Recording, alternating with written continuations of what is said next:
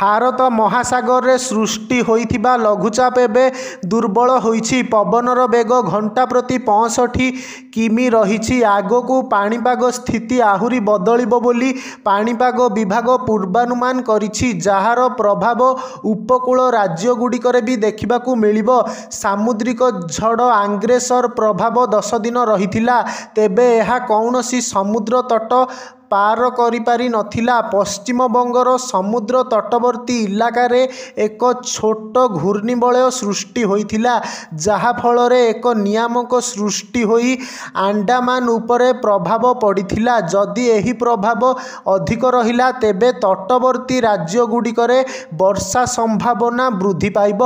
तटवर्ती राज्य तालिकारे ओडिशा भी रहिछि। वर्तमान लघुचाप दुर्बल होइथिबारु गरम वृद्धि पाइबा संभावना देखा देइछि। राज्यर केतेक स्थानर आकाशरे बादल देखा देइछि, किंतु एहा बेसी दिन रहिबो नाही। बादल हटिबा सह ग्रीष्म प्रवाह वृद्धि पाइब। एबेठारु पश्चिम बंगर तटवर्ती इलाकारे पवनर बेग ह्रास पाइबारे लागिछि। एठारे अधिकांश स्थानरे सर्वोच्च गति 15 किमी प्रति घंटा रहिछि। तेलुगु भाषी राज्य गुड़िकरे पवनर बेग 4 ରୁ 8 किमी प्रति घंटा रहिछि।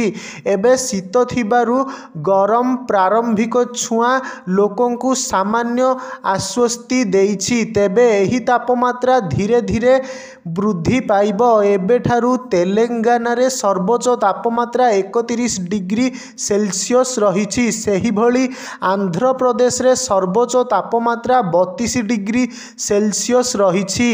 भारतीय पाणीपाग विभागर सूचना मुताबक एणिकी शीत दाउ कमिबा सह गरमर प्रभाव वृद्धि पाइब। ग्रीष्म प्रवाह को दृष्टि रे रखी एबेठारु लोकंकु सतर्क कराइछि पाणीपाग विभाग।